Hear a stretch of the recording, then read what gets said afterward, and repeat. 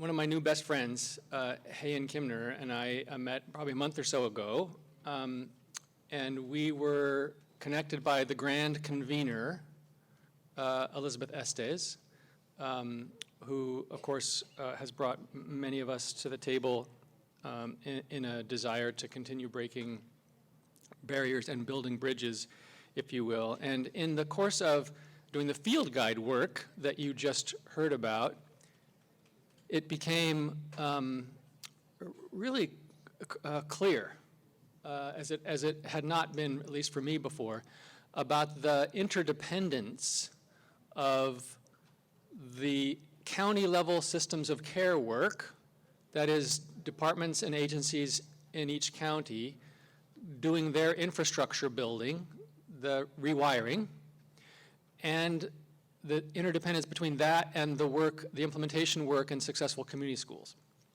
And by kind of reverse osmosis, if you will, the systems of care impact is dependent upon the community schools and other initiatives like it for its impact, because that's where kids are getting their services or will be getting their services more and more. So we had this moment of kind of collective awareness about this interdependence between initiatives, if you will. And that's what brought us to today. And so we're really thrilled to spend the next 45 minutes or so, and then some additional time this afternoon if there's a desire to kind of dive deep on some of the technical elements of how the community schools can be supported by systems of care and vice versa. We would love to have you linger with us and ponder on that.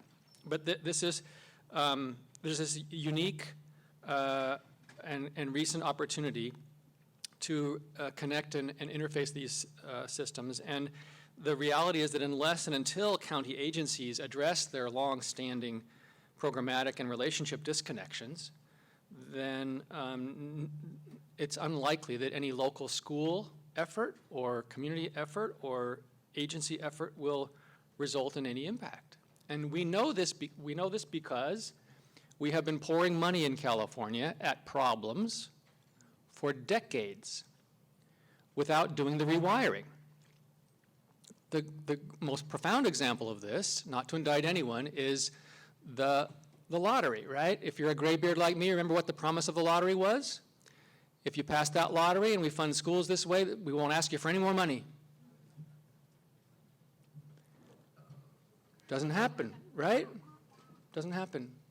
And there are numerous other examples. So we know that the answer cannot be in solving the scarcity issue. In other words, we can't plug the gaps in the continuum of services with just money. It doesn't work.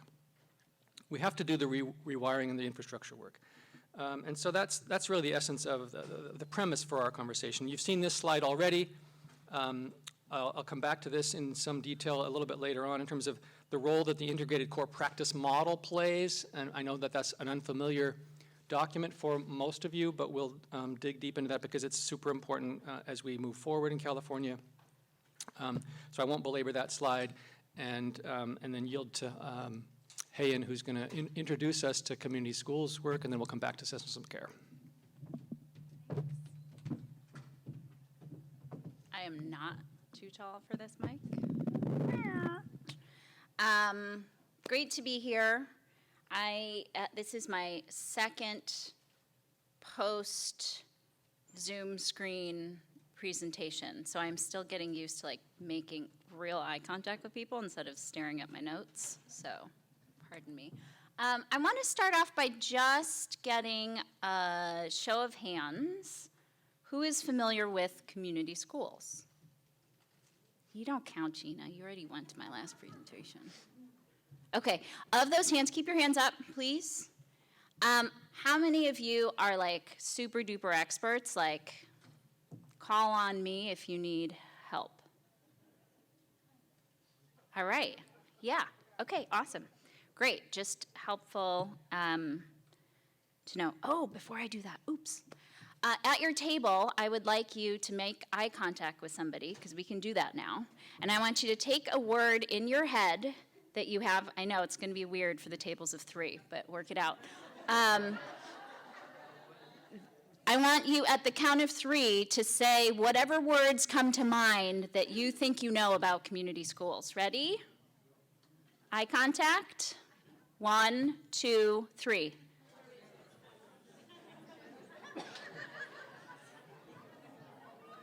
Okay, that's good. Lots of laughing. All right, this is fantastic. Okay. Because I thought I was going to actually be able to hear what folks were saying, it didn't really work out. But can somebody shout out a couple of the words that you spewed to your table partner? Diverse. Awesome. Collaboration. Yes. Somebody on that side, because this side's winning. Resources, family engagement. 2 more. Alignment. Ah. Anybody else? Come on, Kiara. Wraparound support. All right, she knows where I'm going with this. All right. The way that so just a little bit of background on me. I am a total one-trick pony. I've been doing community schools work since 1999, when I was 4. And I have sort of grown up in the field. The field has evolved who I am, and I've always brought a lot of questions to my work. Some of that is because I am the baby of the family, and why comes really easy to me.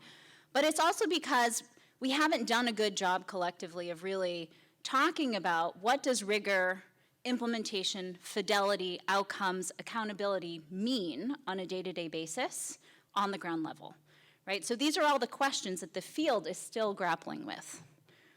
When I first started doing this work, this cartoon would show up a lot, and I admit I used it in a lot of presentations. And you see that it's a child, presumably at school, there's lockers, holding literal baggage.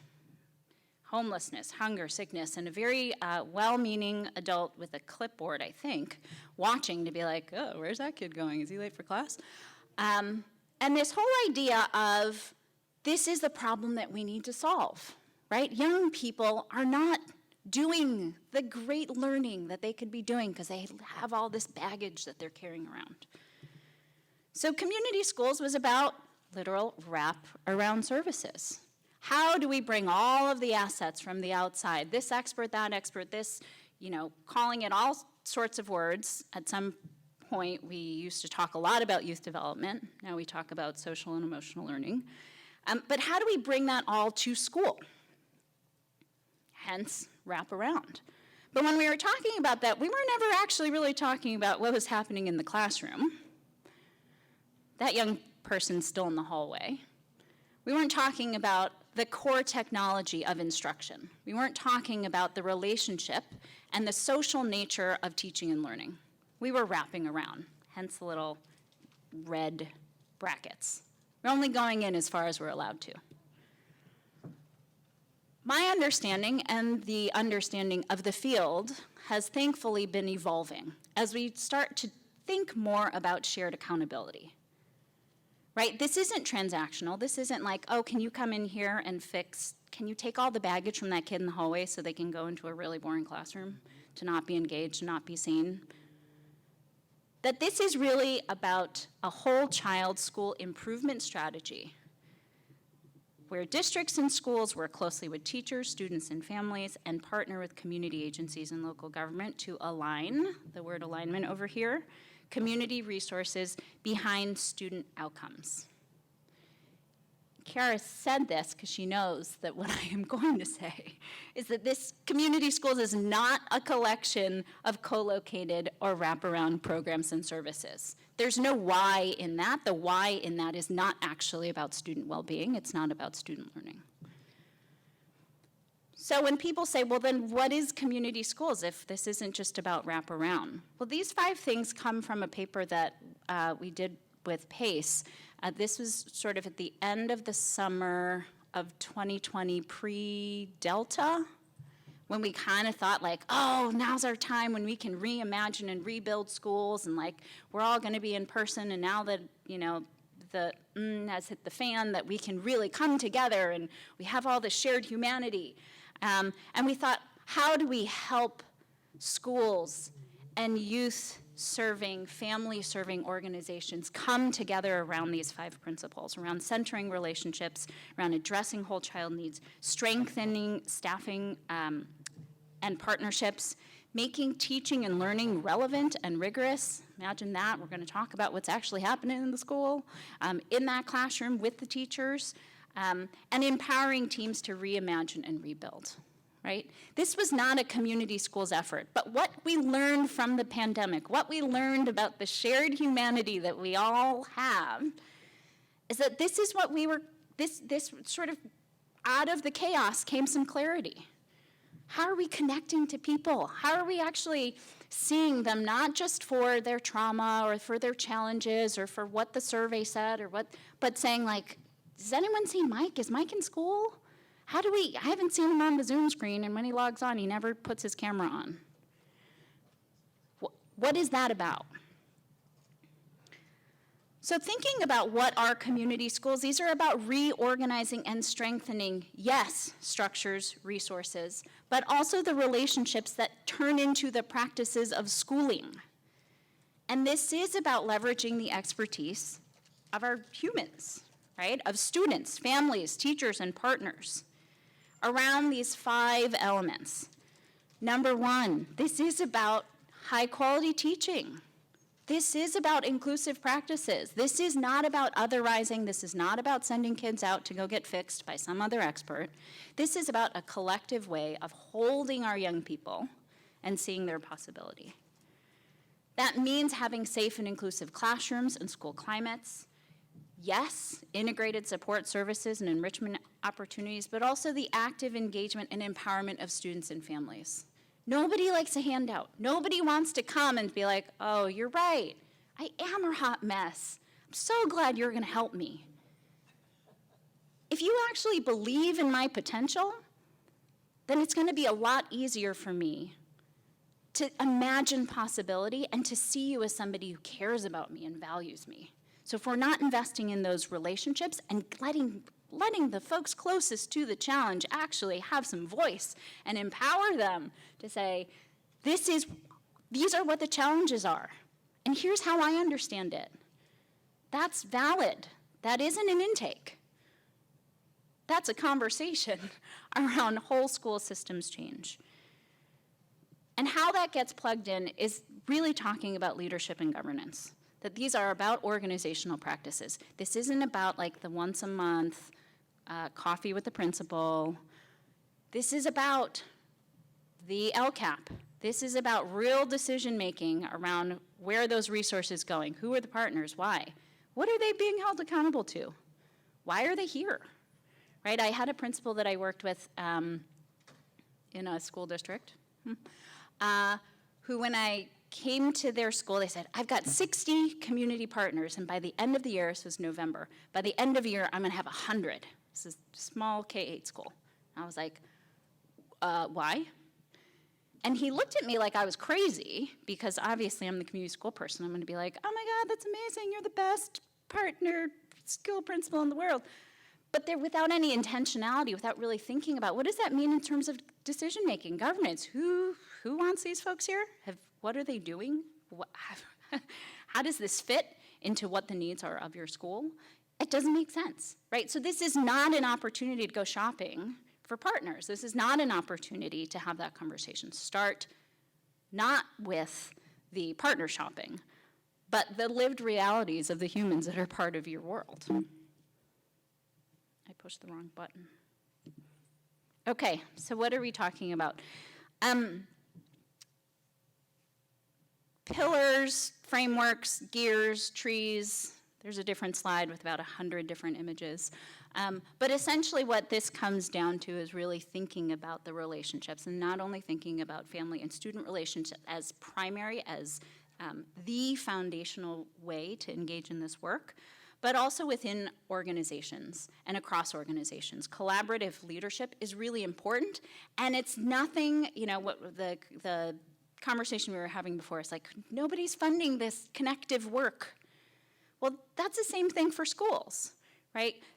having dedicated staff, having dedicated time and resources to incentivize these conversations, to scaffold these conversations, to do that meaning making is central to doing this sort of systems building and systems transformation work. Again, this has to be about student-centered learning and helping partners understand that they have a role in that. Partners have a role in understanding what is happening and what to look for in instructional rounds, even though that might not be their expertise, even though they might not know how to scope and sequence their way out of anything, right? They are there to actually know the experiences that our young people are having. And then also the integrated student and teacher supports. Now, we all know that young people are struggling, and the people that take care of them are also struggling too. We've talked for decades about a teacher shortage in California. We've talked about how there isn't diversity in our teacher pipeline, and it's real bad right now. And if we're not taking care of each other to be relationship-centered and student-centered, we are not looking upstream, and we have to do a better job of looking upstream. When we talk about effective community school implementation, I just want to underscore the second piece here. This is about partnership. And again, it's a partnership around an integrated focus around student success. So yes, academics, yes, health and social services, yes, youth and community development, yes, community engagement. It's really, all of those have different actors and funding systems, hence the first iteration of an integrated field guide. But you have to start creating those relationships in order to create a shared language. Another question is, well, then whose job is it? Because, you know, that's what I hear a lot in schools. Well, that's not my job. Well, how do we rethink this in terms of the shared accountability of the entire educational ecosystem to meet students' needs? And back to that dedicated staff person, that community school coordinator. And the function of a community school coordinator is that dedicated staff to support collaboration, coordination, and alignment. They are the chief of staff. They are the person that holds that constructive tension for leaders across organizations, for the principal, for the ED of the partnering CBO, to say, like, we can have this conversation because we really need to. Somebody has to hold that responsibility. And their work is, at least now, because next year we'll have fixed it all, right? Cobbling together this patchwork, trying to figure out how do I get this to move this to make this happen so that it's seamless. Should not be the responsibility of school sites to have to braid and blend. If we can't, as the people in this room and the folks a couple of miles down can't figure out how to braid and blend, it's kind of mean to make the people that are on the ground who don't have that job to do that. So, but in the meantime, how do we support these community school coordinators to be effective? So the California Community Schools Partnership Program, which is both like super, super exciting for a community schools nerd like me, as well as absolutely terrifying, is that we have $3 billion to make our case. We have $3 billion that the legislature has put in front of us to say, okay, you're gonna align everything and make things better through collaboration and communication and systems, and you're gonna make sense of all of this stuff, right? We haven't necessarily done at-scale investment of cultivating the ground, of cultivating the readiness of our respective organizations to really think about braiding and blending. But we have $2 billion out to support potentially up to 3,000 schools across the state around planning grants and implementation grants. And because now we're hip to knowing that capacity building matters, an investment in actual technical assistance infrastructure. The footnote there is that a lot of these new funding streams also have technical assistance infrastructures, so then it's really funny when you've got fragmented technical assistance infrastructures to all talk about whole child, right? Now it's everybody's job. And then these are the other pieces that have been referred to already in a number of visuals, right? You've got all of these different things that the LEAs, the districts, are saying, can I opt out of some of those things? Because Yes, we have not really done a good job in this state of funding our public schools adequately, but we can't handle the administrative burden and the paperwork to make a plan for this and that and this and that and this and that. Can we just like opt out? We promise. We want to do this, but we have not sort of incentivized this behavior to happen. So one of the things with community schools, and this is what I had referred to earlier, is that, you know, if community schools is just seen as another thing on the list, then yeah, I would say don't do it. But if this is a way to actually focus the conversation really on any one of these things, on any one of these pieces, to support these pieces to be effective, because they are part of effective community schools. How is it that you can start where you are to maximize and leverage the resources and the people and the relationships that you have in front of you? Where is that momentum? That's it. All right. Thanks, Hayin. So we have just enough time, I think, to kind of rifle through the system of care work and then get to, I think, 3 critical slides towards the end, which is perfect because we can have you come back in that last hour for a little deeper dive. But when you look at this definition of a system of care, and I'll give you a second to ponder on this, particularly for those of you who are schools, community schools familiar, from my way of viewing this, it could be overly simple, but this could very well be the mission statement for a community school or close to it. So we share this slide just to show you that the definition of the system of care that comes out of the national research at SAMHSA is perfectly aligned, there's no misalignment, with the community schools vision and mission. And some people say, well, I can never remember the definition of a system of care, so I tell people, well, all you have to do is remember that you're sharing responsibility, risk, and reward. That's really what you're doing. We've talked already about Assembly Bill 2083. You have a memorandum of understanding that is the essential building blocks of your care delivery across your county systems. The challenge here, of course, is that the school districts and the local education authorities, SHELPAs, are not signatories to the MOU, and so you're going to have to figure out a local interface, right, for that work, working through the County Office of Education or in some other vehicle to get a place at the table so that you can make this linkage. I want to just drive home the sense that I hope is emerging is that the system of care work under AB 2083 is not an initiative. Please join me in beginning to reshape the way you see it and talk about it. It's unlike other initiatives. There's no money with it, for one thing. It's a way of being, all right, and an architecture, a blueprint for how we do this work of collaboration across the systems. Here again is a look at the MOU, so we won't belabor this, but you can see here if a county system of care partnership is addressing these critical areas, then the implementation of a community schools effort is going to be far more likely to be successful and sustained. Here's a quick look at the way most of the local systems of care have funded their interagency processes, their leadership processes. The ones on the left are required, and the ones on the right are other collaborative partners that can and often need to be at the table. And there are lots of ways to build this into your memorandum of understanding. You don't have to have a bunch of signatories. In fact, I often recommend that you limit the actual partners within the system of care to 6 or 7. If you get beyond 7, then decision-making can be a real problem, right, because you got too many voices. But there are other ways to permeate the system so that it becomes kind of self-reinforcing over time. It's important to recognize that within the blueprint of the system of care work at 2083, it's, again, not an initiative. It is a set of ideologies. There's a vision for partnering and how we're going to do this work. It's practical because you've got those 11 components. That's your blueprint.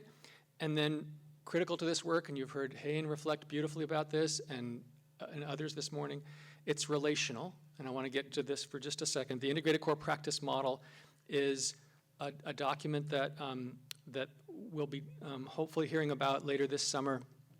Can I see by way of hands how many of you have seen the integrated core practice model, seen it, okay, heard about it, but don't know what it is. Okay. Long story short, the core practice model emerged out of a set of research based largely in wraparound and championed over many years in and out of California. And underneath the KDA class action lawsuit, the state was required to create an interagency core practice model. So every state in the country has a child welfare core practice model. And California became one of the only jurisdictions with a multi-agency practice model in 2018. And in the last 2.5 years, pandemic be damned, so to speak, we have engaged stakeholders in education and special education, regional centers, experts in intellectual and developmental disabilities, tribal subject matter experts and service providers, community providers in the short-term residential treatment programs and foster family agencies, youth and parents, largely in the foster care and children's mental health systems, and family resource centers in the prevention community. And what you're going to see emerge in the summer of 2022, I hope, or fall at the very latest, is a integrated core practice model in California that is informed by every single one of these sectors that you see in this lower quadrant on this screen. And I think we've done that in a way that actually preserves the impact and meaningfulness of the document. And you can imagine the heft of this, right? The practice model has values and principles and behaviors for leaders and professionals at the staff teaming level, this direct service level, and yet it still has impact. And that was very, very difficult to do because probation officers see their job a little bit different than therapists, a little bit different than foster youth support, a little bit different than public health nurses, right? Everybody's got a different perspective. But I think we've captured every perspective, and it is currently in the hands of the Department of Social Services. They will do some process with it, and then it will go up to agency and CDE concurrently. So the two parent organizations in Sacramento, Department of Education and Health and Human Services, to which every other partner is responsible, those two entities are going to bless the state's integrated core practice model this summer, and then you're going to have a released document that I hope will provide us, the grand us, a common language, alignment, and behaviors for how we work with kids and families in California. It's a monumental task. I was on the phone recently with Eric Bruns, a researcher at the University of Washington. Some of you know Dr. Bruns or have heard of him. Does this kind of interagency work specific to wraparound in many states, and he could not stop speaking positively about the vision and progress that California has made in this regard. The task, again, is Herculean, but this document, if it's well implemented locally within your MOU, you'll find yourselves in a place of alignment as to teaming so that we can get to a singular service plan, right? And stop confusing families when they need services from lots of other places. Think about the goals of a community school, those of you who know them, and then look at these outcomes from system of care. This comes from 35 years of research on interagency work, both nationally and within California. Some of you are in authentic, fully endowed systems of care here in California, so you know what these outcomes mean. But these goals are very similar to or identical to the kinds of goals that community schools are driving us toward, right? So you can see the concreteness now of the effort to do implementation within a large system of care architecture is why pursue a separate set of goals when we already have a commonality, right? Think about, for instance, your budgets. Those of you who know how you're funded in education, if you had a 10% increase in school attendance, what that would do for your local school budget, right? It would be remarkable. That's a lot of money in many districts. Okay, so really quickly, with the time that remains, we want to just kind of dive deep on three foundational areas of the work necessary to support implementation of community schools.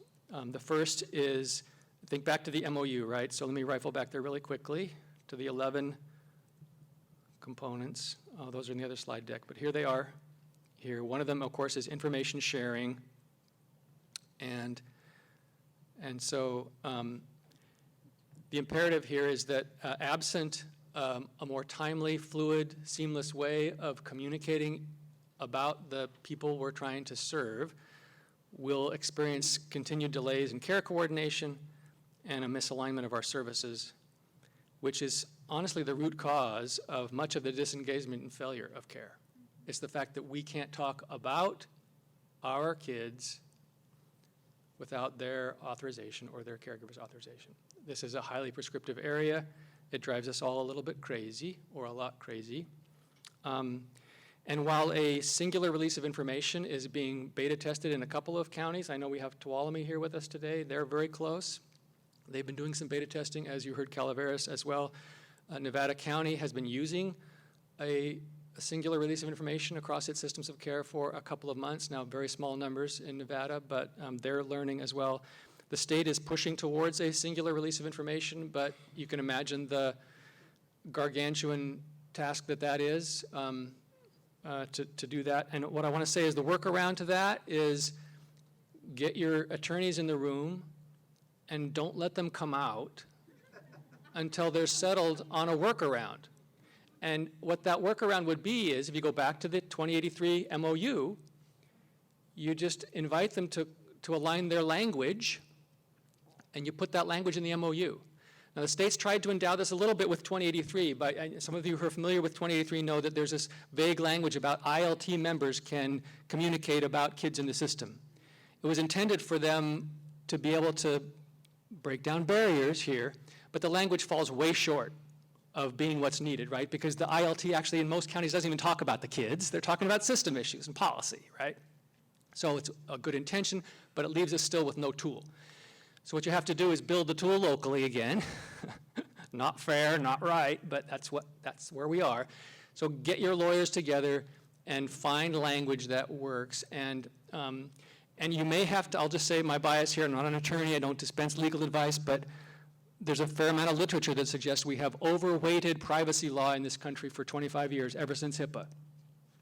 And we do a lot of things now in our world under a false belief that we can't share information on certain things with certain organizations without a release of information, and it's patently false. And so we have to confront that. So bring into those conversations information that will support your attorneys in understanding deeper. Now, the folks in, I don't want to digress on this too much, but it's a passion of mine.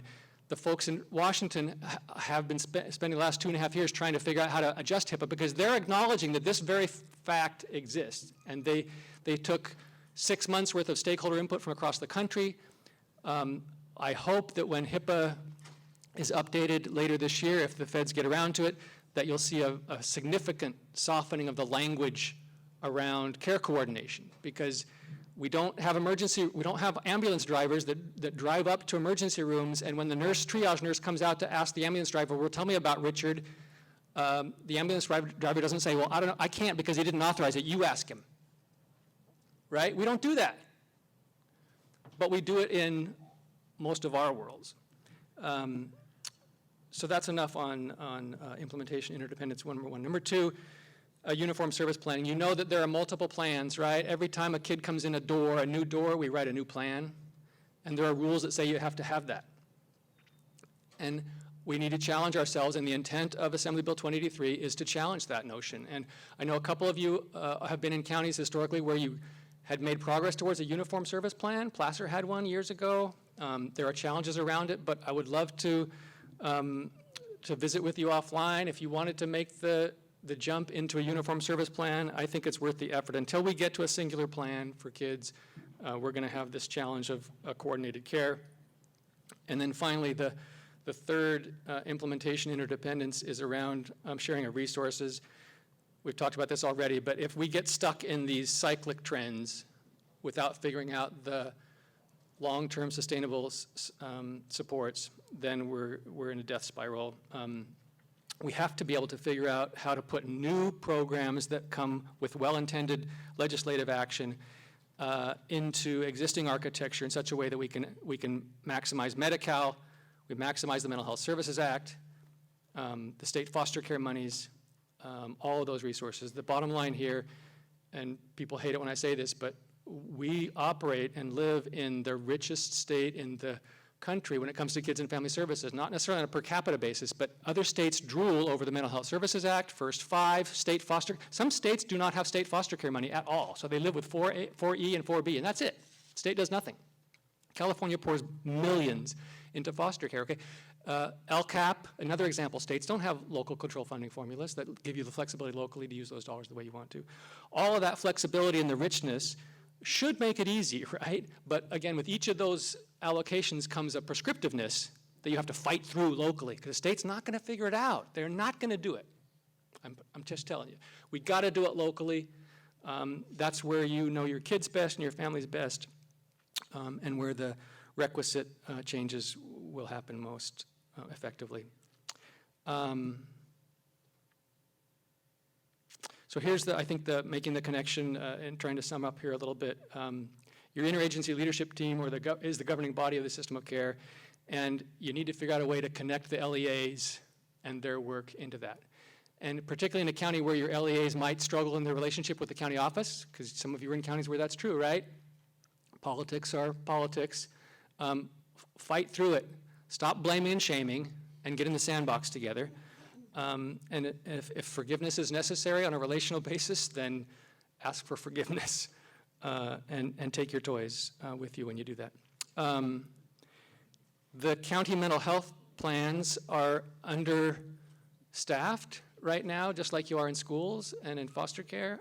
They're struggling on many fronts, but they are the centerpiece of a system of care work. They hold that Medi-Cal piece, the specialty mental health services piece, and they are your conduit to CalAIM, which will hypothetically revolutionize us in getting to social determinants of health and a long-term impact.